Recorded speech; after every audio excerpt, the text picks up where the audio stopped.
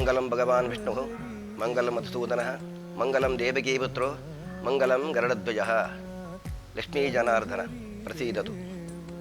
ವಿಶೇಷವಾಗಿ ಲಕ್ಷ್ಮೀ ಜನಾರ್ದನ ಸನ್ನಿಧಾನ ಸಾಲಿಗ್ರಾಮ ಶಿಲೆಯಾಗಿರುವಂತಹ ವಿಶೇಷವಾದ ಲಕ್ಷ್ಮೀ ಜನಾರ್ದನ ಸನ್ನಿಧಿಯಲ್ಲಿ 2ನೇ ಬ್ರಹ್ಮಕಲಶೋತ್ಸವವನ್ನು ನೆರವೇರಿಸುವ ಊರಿನ ಗ್ರಾಮಸ್ಥರು ಸಮಿತಿಯವರು ಮಾಡುವಂಥ ಸಂಕಲ್ಪ ಮಾಡಿದ್ದಾರೆ. ವಿಶೇಷ ಸಾನ್ನಿಧ್ಯವಾಗಿರುವಂಥ ಲಕ್ಷ್ಮೀ ಜನಾರ್ದನ ಸನ್ನಿಧಾನ ವಿಶೇಷವಾಗಿ ಇಲ್ಲಿ ಬಲಿದೇವರಿಲ್ಲ.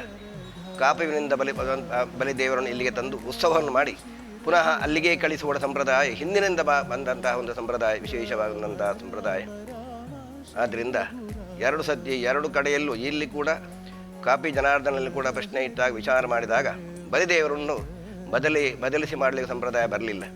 ಆದ್ದರಿಂದ ಅದೇ ಅನೂಚಾನವಾಗಿ ಹಿಂದಿನ ಸಂಪ್ರದಾಯ ಪ್ರಕಾರವಾಗಿ ಉತ್ಸವವನ್ನು ಇಲ್ಲಿ ನಡೀತಾ ಇದೆ. ಏನೋ ಒಂದು ಭಕ್ತಿಪೂರ್ವಕವಾಗಿ ಪ್ರಾರ್ಥನೆ ಮಾಡಿದರೆ ವಿಶೇಷವಾಗಿ ಫಲ ಕೊಡುವಂತಹ ಸಾನ್ನಿಧ್ಯ, ಸಂತತಿಗಾಗಲಿ ಸಂಪತ್ತಿಗಾಗಲಿ ಆರೋಗ್ಯಕ್ಕಾಗಲಿ ಜನಾರ್ದನ ಕೂಡಲೇ ಪ್ರಸೀದನಾಗ್ತಾನೆ. ವಿಶೇಷವಾಗಿ ಸಾನ್ನಿಧ್ಯದಲ್ಲಿ ಮಾಡುವಂಥ ಬ್ರಹ್ಮಕಲಶ ಮಹೋತ್ಸವ ಸಾಂಗವಾಗಿ ನೆರವೇರಿಸಲಿಂದ ರಾಮವರನ್ನೆಲ್ಲ ಮುಂದಿಟ್ಟುಕೊಂಡು ದೇವತಾಸನ ಪ್ರಾರ್ಥನೆ ಮಾಡುವಂಥದ್ದು. ನರಹರಿ ದೇವ ಜನಾರ್ದನ ನರಹರಿ ದೇವ ಜನಾರ್ದನ ಕೇಶವ